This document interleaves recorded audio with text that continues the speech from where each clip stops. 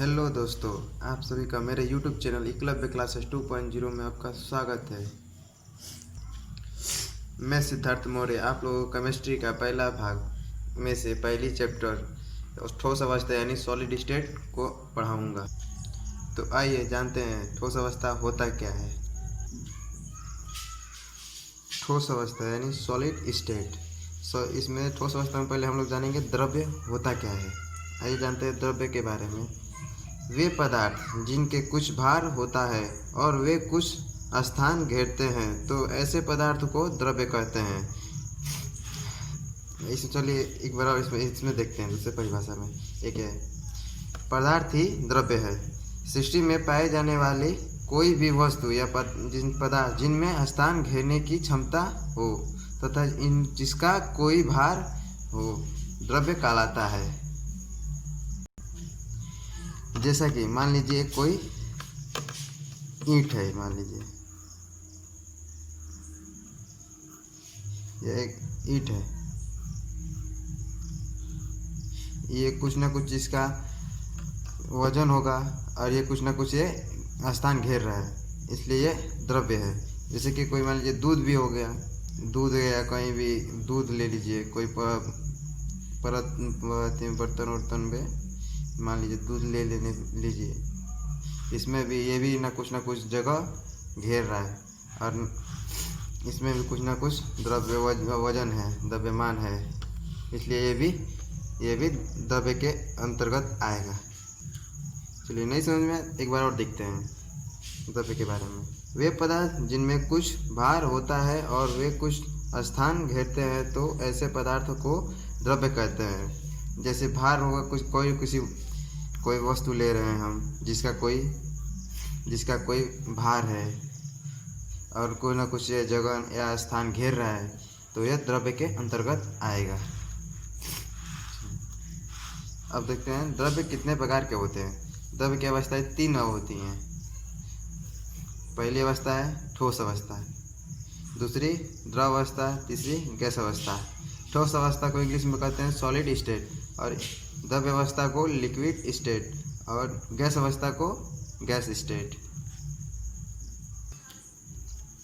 हम लोगों को तो सॉलिड स्टेट ही पढ़ना है, यानी ठोस अवस्था, तो हम लोग ठोस अवस्था के बारे में चर्चा करेंगे। ठीक है, पहला है ठोस अवस्था। देखिए ठोस अवस्था यानी सॉलिड स्टेट, किसी पदार्थ का वह अवस्था जिसमें उस पदार्थ का आकार एवं आयतन निश्चित होता है उसे ठोस कहते हैं।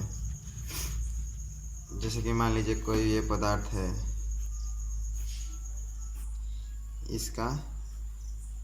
इसका जो आयतन होगा, आयतन भी निश्चित होगा।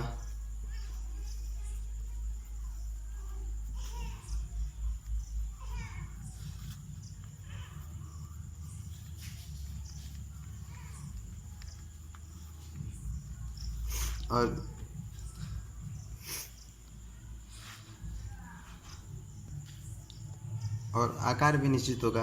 मान लीजिए जितना आकार है इसका, जैसे थाली आप लोग देखे होंगे उसका भी आकार होगा। मान लीजिए वो गोल होता है तो उसका भी आकार होगा कुछ ना कुछ। नहीं, गोल आकार हो गया, कोई दीर्घवृत्ताकार हो गया, जैसे कोई आयत हो गया, उसका भी कोई आयत है, उसको कोई आयत का आकार लेता है।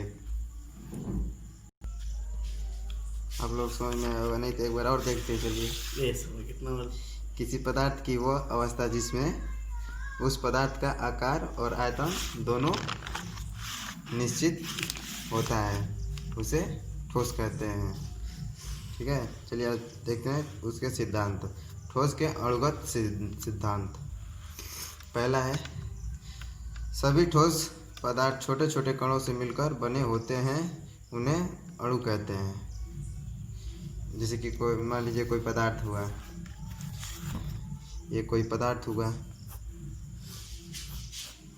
ये छोटे छोटे कणों से मिलकर बने होते हैं।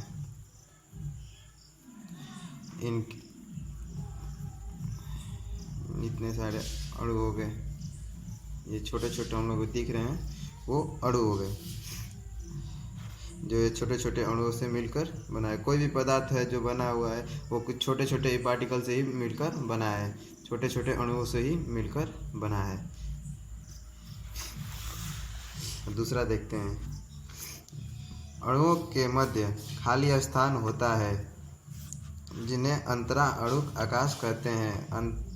अंतरा अणु आकाश द्रव्य व गैस से कम होता है। हाँ, ये तो सच्ची बात है।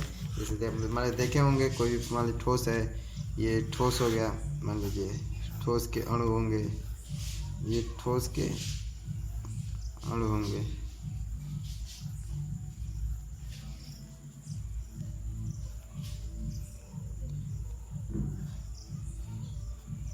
ये ठोस के अणु है, एकदम पास पास होते हैं, एकदम चिपके होते हैं कि में इनके बीच की जो दूरी होती है बहुत ही कम होती है। ये गैस के द्रव्य और या गैस के कम होते हैं, अधिक कम होते हैं सबसे। मान लीजिए गैस या द्रव्य में होगा, मान लीजिए द्रव्य में इसमें यहाँ पे होगा तो एक यहाँ पे होगा, तो एक यहाँ पे होगा, दूर दूर होंगे। जो इनके बीच की अणुओं के बीच की दूरी होती है ये ठोस की अपेक्षा अधिक होती है। और गैस में, ये तो द्रव हो गया, गैस में देखिए,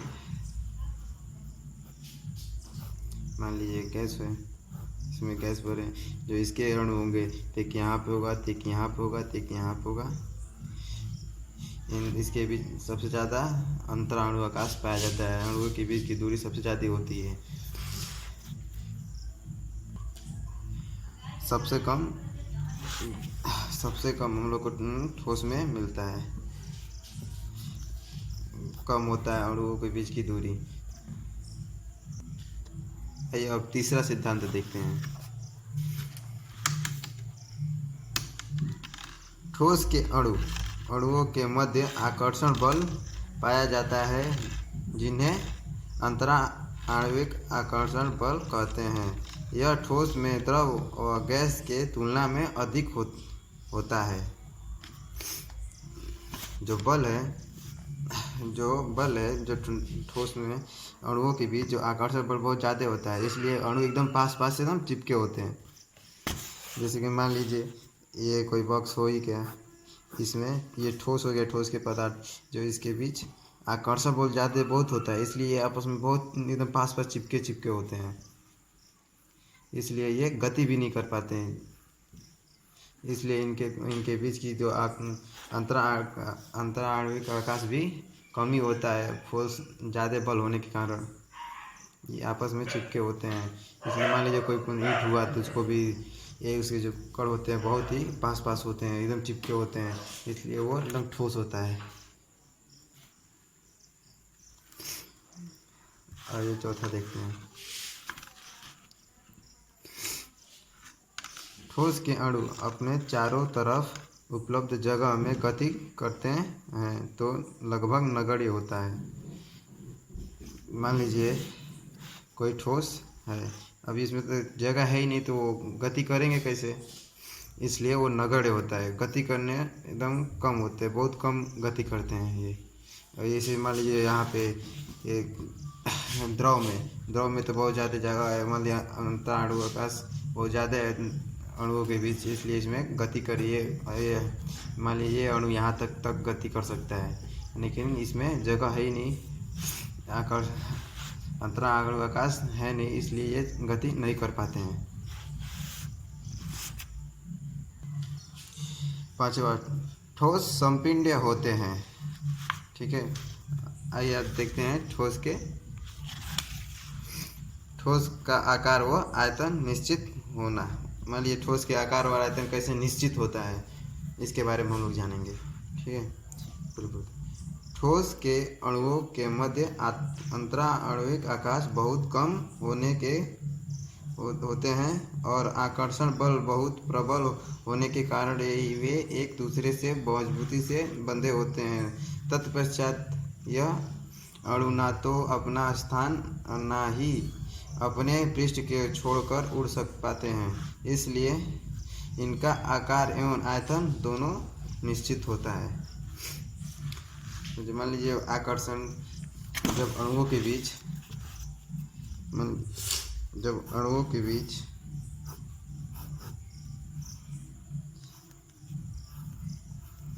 अणुओं के बीच अंतराणु आकर्षण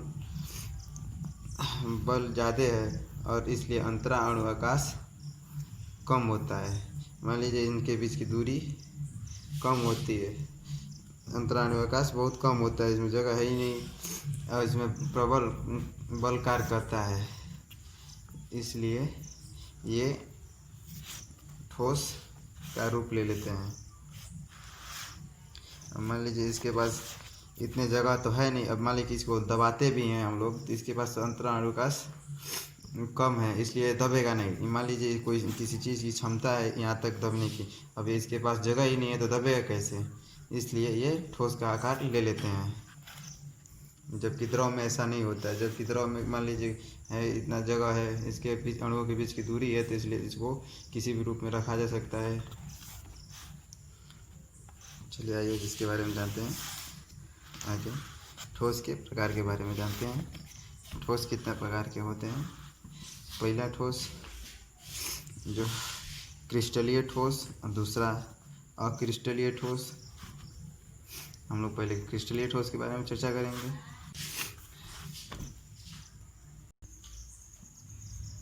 लघु क्रिस्टलों से अत्यधिक संख्या से बना होता है, यानी छोटे छोटे कण, मतलब लघु मतलब छोटे, क्रिस्टलों में छोटे छोटे कणों से छोटे छोटे अत्यधिक संख्या होती है। क्रिस्टलों के छोटे छोटे कण होते हैं जो क्रिस्टल की संख्या बहुत ज़्यादा होती है, इससे बने होते हैं। उनमें प्रत्येक क्रिस्टल का निश्चित ज्यामितीय आकार होता है। उसका आकार एकदम एक साइज का होगा, जितना ये बड़ा ये होगा उतना ही बड़ा ये होगा।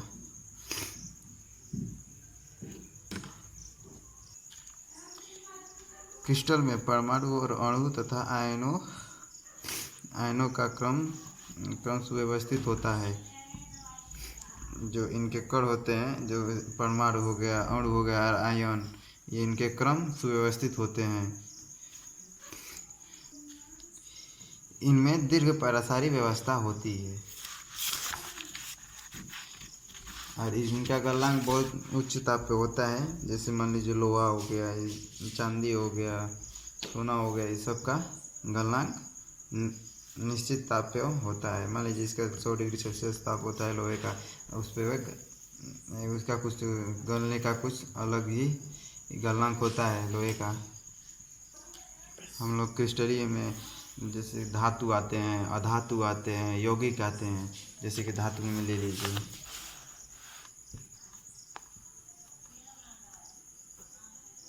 धातु में लोहा आएगा, तांबा आएगा और चांदी आएगा। अधातु में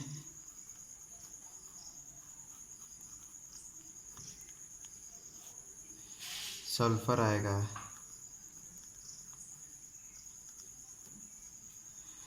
फास्फोरस आएगा,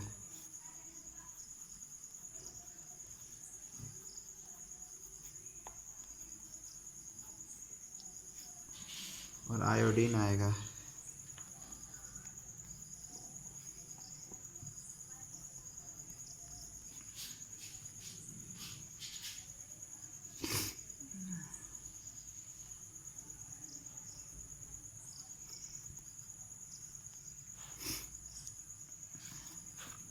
और यौगिक में देखेंगे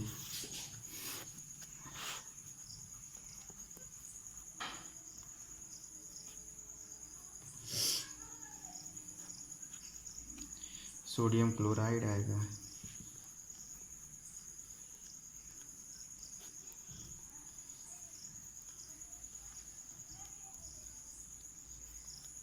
जिंक आएगा, जिंक सल्फेट,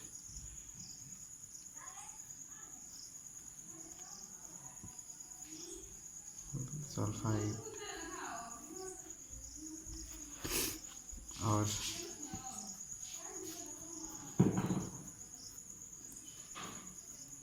नेफ्थलीन आएगा इत्यादि।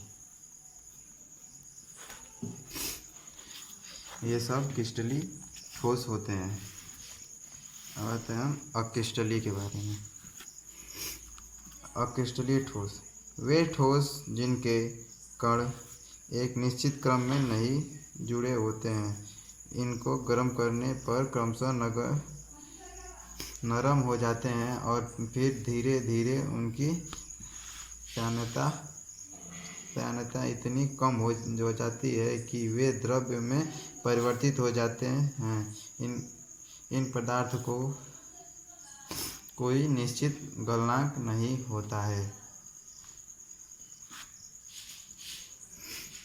मान लीजिएगा इसका इस ठोस के कोई निश्चित गलनांक नहीं होता है। जैसे मान लीजिए मोमबत्ती हो गया,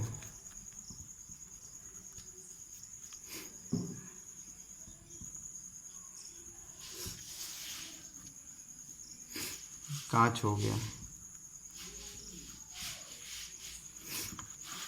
इत्यादि। तो दोस्तों, आपको वीडियो कैसी लगी? अच्छी लगी तो लाइक करें, शेयर करें और कमेंट करें।